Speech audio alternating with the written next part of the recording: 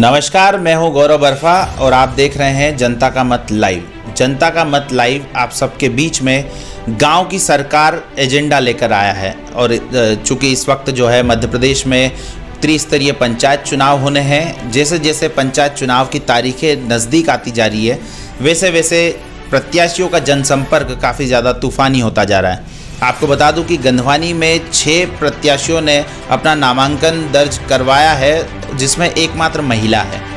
इस वक्त मेरे साथ मौजूद है गंधवानी से सरपंच पद की दावेदारी जिन्होंने पेश की है, आकांक्षा बघेल। बहुत बहुत स्वागत है आपका। सर्वप्रथम जनता का मत लाइव को मैं सहृदय धन्यवाद कहती हूँ। जो मुझे सुन रहा है और देख रहे हैं उनको मेरा प्यार भरा नमस्कार। आकांक्षा जी, किन मुद्दों को लेकर आप जनता के बीच में पहुंच रही है और क्या ऐसी समस्या आपको देखने को मिली और साथ ही साथ आपको जनता का कैसा समर्थन मिल रहा है?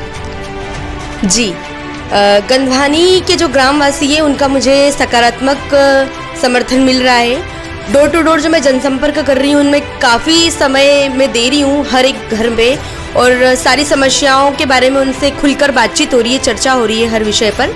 तो इन मुद्दों में मैं बताना चाहूँगी सर्वप्रथम कि यहाँ पर स्वच्छता का अभाव है पूर्ण रूप से।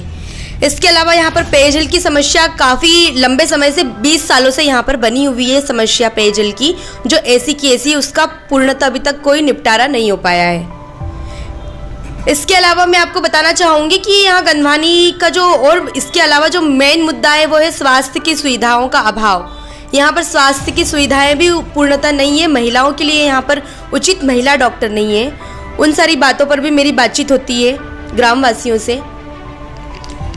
गंधवानी में पानी की समस्या काफ़ी बड़ी ज्वलंत समस्या है। इस समस्या के निराकरण के लिए आप क्या कुछ ऐसा करने वाली है? इस बारे में जब मैंने अच्छी तरीके से बातचीत करी ग्रामवासियों से, गहरा चिंतन किया है इस बारे में, तो ये समस्या सामने निकल के आई है कि यहाँ पर जो पाइपलाइन है वो काफ़ी पुरानी डली हुई है। यहाँ पर 25-30 साल हो गए उस पाइपलाइन को डले हुए, तो वो पाइपलाइन पूरी तरीके से ख़राब हो चुकी है। बीच में यहाँ पर पाइपलाइन कहीं पर फूटी हुई है।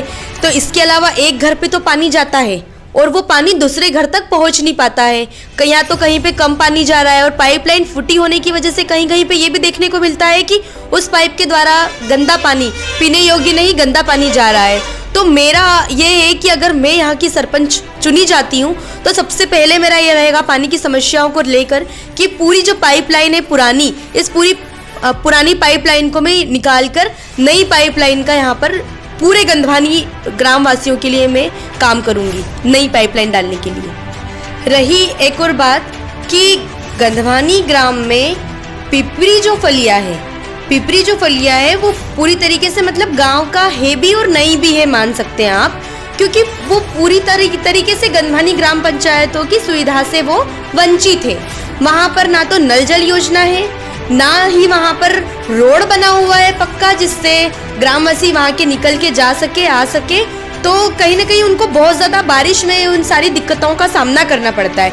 इसके अलावा मैं एक मोटी बात ये बताना चाहूँगी आप लोगों को कि जो बिजली लाइन है वहाँ की, वो ग्रामीण क्षेत्रों की अलग लाइन है, और मैं उस वाले पिपरी गांव को, पिपरी उस मोहल्ले को मैं सीधे गंधवानी वाली जो मेन लाइन है उससे मैं जोड़ना चाहती हूँ, ताकि जो वहाँ के ग्रामवासियों को जो परेशानियाँ होती है कि घंटे घंटे भर की लाइटें वहाँ पे गायब रहती है, किसान लोग सही से अपने खेत में पानी को नहीं दे पाते, सिंचित नहीं कर पाते हैं, तो इस समस्याओं से मैं पिपरी को छुटकारा दिलाना चाहती हूँ। तो मेरा ये प्रयास रहेगा कि वहाँ पर मैं बिजली, पानी, पेयजल की समस्या को लेकर पानी और सड़क की समस्याओं को लेकर मैं पिपरी में काम करूंगी, और पिपरी जो मोहल्ला है उसको सीधे मेरा गंधवानी ग्राम से जोड़ने का प्रयास रहेगा। एक सीधा रास्ता मैं निकालूंगी पिपरी को जोड़ने के लिए।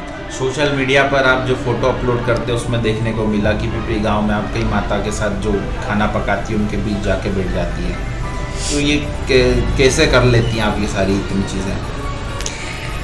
मेरे लिए जो भी निचले तबके के व्यक्ति हैं वो सारे मेरे अपने हैं और मैं उनकी अपनी हूँ।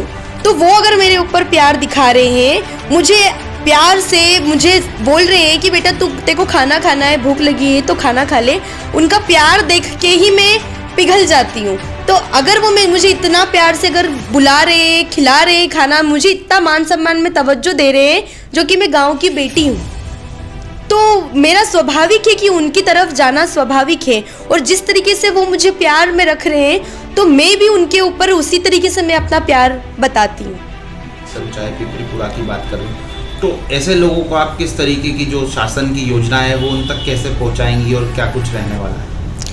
जी, इस बारे में भी मेरी ग्रामवासियों से बात हुई है, चर्चा हुई, तो उन्होंने ये बताया है कि जब पूरी तरीके से जब यहाँ पर एक तरीके से जब जो गए थे सर्वे के लिए, उस सर्वे में जो हितग्राही हैं, जो पात्रता सूची में जिनके नाम जुड़ जाने चाहिए थे, वो कहीं ना कहीं वो कुछ किसी कारणवश जुड़ नहीं पाए हैं, तो इस वजह से उन योजनाओं का उनको लाभ नहीं मिल पाया है। तो मेरा फोकस वहाँ पर रहेगा कि मैं अगर सरपंच बनती हूँ तो उन पात्रता सूची के अंतर्गत आने वाले सभी हितग्राहियों को मैं उस योजना का लाभ दिलवाऊंगी और उनकी पात्रता सूची में नाम जुड़वाकर मैं ये प्रयास करूंगी कि उन्हें ये आवास योजना की तो योजना का लाभ मिले ही मिले।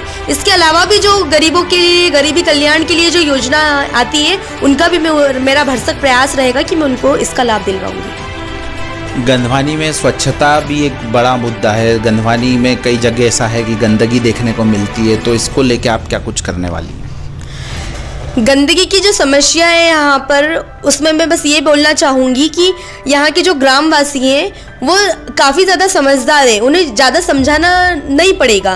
पर यहाँ पर ये है कि यहाँ पर कचरा गाड़ी है वो एक ही चलती है, तो कहीं ना कहीं जो ग्रामवासी है वो कचरे का निपटान उस समय पे नहीं कर पाते हैं, तो वो इस वजह से थोड़ा बहुत कचरा इधर उधर फेंकते हैं। तो ये समस्या से निपटारे के लिए मैं यहाँ पर एक जो गाड़ी चल रही है वो तो कंटिन्यू चलेगी, इसके अलावा मैं और 2 गाड़ी लगवाने का यहाँ पर मैं प्रयास करूँगी, ऐसा मेरा प्रयास है यहाँ पर। आकांक्षा जी, हाल ही में एक वीडियो जो है आपका सोशल मीडिया पर वायरल हो रहा है, जिसके अंदर आप पूर्व सरपंच जो है वो अभी वर्तमान में वो प्रत्याशी के लिए उन्होंने भी फॉर्म जो है सबमिट किया है, उसके साथ साथ आप उनके जो है पोस्टरों पर लाई लगाती दिख रही हैं, तो क्या चीज़ें हैं, चूँकि गंधवानी नगरवासी इस बारे में जानना चाहते हैं? जी, इसके बारे में मैं आपको बताना चाहूँगी कि जब मैं रात में जब जिस रास्ते पर वो पोस्टर लगाए जा रहे थे, उस रात में उस जगह से निकल रही थी, तो कुछ 14 वर्ष से कम वर्ष की आयु के बच्चे मेरे सामने थे, उनमें कुछ बड़े भी थे, पर वो बच्चे उस पोस्टर को पूरी तरीके से गलत तरीके से उस पर वो लगा रहे थे लय। तो मेरे द्वारा उनको बताया गया कि इसको इस तरीके से ब्रश के द्वारा मैंने बताया भी उनको बकायदा कि आप ऐसे तरीके से इस तरीके से अगर लय को लगाएंगे तो आपका वेस्टेज भी नहीं होगा और आपका पोस्टर भी मतलब ज़्यादा गीला नहीं होगा। तो मेरे द्वारा अगर बच्चों को जो 14 वर्ष से कम उम्र की आयु के बच्चे थे, अगर मेरे द्वारा अगर उनको समझाइश दी गई है तो ये मानवता ही दिखाता है। और मैं इसमें एक बात ये भी बताना चाहूँगी कि मेरे सामने जो भी प्रत्याशी खड़ा है, मैं सभी का मान सम्मान करती हूँ, वो मेरे स्वभाव में शामिल है। और भी मैं आपको ये बताना चाहूँगी कि मैं अगर उनकी प्रतिद्वंदी हूँ तो वो हमेशा हूँ मैं प्रतिद्वंदी। पर अगर कहीं पर अगर ऐसी कोई चीज़ हो रही है और अगर मेरे द्वारा उस छोटे से प्रयास में बच्चों को अगर समझाइश दे दी, उसको सही से लगाने का तरीका बता दिया, तो मेरे नज़रिए में तो ये गलत नहीं है। आपका नामांकन दाखिल होने के दौरान ही एक सोशल मीडिया पर एक फ़ोटो वायरल हुआ था जिसमें असदुद्दीन ओवैसी के साथ में आपको दिखाया गया था, तो क्या था ये, इस बारे में बताइए। इसके बारे में आपको विस्तृत रूप से बताना चाहूँगी कि मेरा एक राष्ट्रीय लेवल का इंस्टीट्यूट है, एक बड़ा सा NGO है, Indian school of democracy, short form में मैं उसको बोलती हूँ ISD। वो दिल्ली की संस्था है और उस संस्था में मैंने 4 इंटरव्यू दिए थे, तब जाके मेरा उसमें सिलेक्शन हुआ है। तो उस संस्था से मैं सीधे जुड़ी हुई हूँ। उसमें मध्य प्रदेश के टोटल 5 लोग हैं, 5 कैंडिडेट में से एक लौती महिला मैं हूँ। तो शायद ये गंधवानी वालों के लिए गर्व की बात है कि आपके छोटे से गांव, छोटे से गंधवानी तहसील से, गंधवानी के गांव से मेरा सिलेक्शन उस दिल्ली की संस्था में, राष्ट्रीय लेवल की संस्था में हुआ है, जहां पर बड़े बड़े राजनेता लोग, बड़े बड़े राजगुरु लोग वहाँ पर आते हैं और उनका जो फोकस रहता है वो रहता है सर्वोदय की राजनीति के ऊपर, और इसके अलावा उनका रहता है सिद्धांतों के आधार पर और आपके मूल्यों पर आधारित के जो पहलू है वो हमसे वो साझा करते हैं। उनकी अभी तक की राजनीति की जो जर्नी में जो चीज़ें उन्होंने जो फेस करी है, तो वो उनकी ज़िंदगी के राजनीतिक के करियर की जो चीज़ें हैं वो अनुभव को हमसे वो सीधे साझा करते हैं। और मुझे ये सौभाग्य मिला है कि इंडियन स्कूल ऑफ डेमोक्रेसी में मुझे वो मौका मिला है कि वहाँ पर इतने बड़े बड़े नेता लोग आते हैं। तो कहीं ना कहीं ये उस टीम का हिस्सा था कि असदुद्दीन ओवैसी जी वहाँ पर आए थे और उनके हमने विचार वगैरह सुने। इसके अलावा आप देखेंगे कि राम माधव जी जो अंतर्राष्ट्रीय लेवल के नेता है आरएसएस संघ के, वो भी हमारे बीच में आए थे। आम आदमी पार्टी की जो है आतिशी जी, जो अभी वर्तमान में एमएलए है, दिल्ली में बहुत फेमस है, वो भी हमारे बीच में आ चुकी है। योगेंद्र यादव जी हैं जो स्वराज इंडिया के फाउंडर हैं, वो भी हमारे बीच में आए हैं। इसके अलावा मैं आपको और भी बताना चाहूँ तो अभी पिछले ही मैं मार्च महीने में मैं जब गई थी महाराष्ट्र में, जब हमारा सेकेंड रेसिडेंशियल प्रोग्राम था तब मैं आरएसएस संघ के नागपुर में भी गई थी। वहाँ पर श्रीधर गाड़गे जी हैं, उनसे भी हम लोगों की बातचीत हुई है, उनके भी हमने अनुभव साझा करे हैं। उन्होंने हमको बताया है कि राजनीतिक करियर में कैसे क्या होना चाहिए। तो हमारा ये जो Indian school of democracy team है, ये सभी पार्टी पॉलिटिक्स के लोगों को, जैसे कांग्रेस के जो है हमारे वरिष्ठ सचिन राव जी हैं, इसके अलावा जेवी जी हैं वो आए थे, रोहित पवार जी जो महाराष्ट्र के हैं वो आए थे, शिवसेना से हमारे नीलम ताई जी हैं, नीलम गोहें जी जो मुंबई की भी महापौर हैं वो भी आई थी। तो ऐसे बहुत सारे अनगिनत राजनेता हैं जो हमारे बीच में आते हैं और उनके विचार वो हमसे साझा करते हैं और हमको कहीं ना कहीं उनसे सीखने को मिल रहा है, क्योंकि हम देश के भविष्य के हम युवा चेहरा हैं, तो हमको ये सारी चीज़ों के बारे में सीखना ज़रूरी है।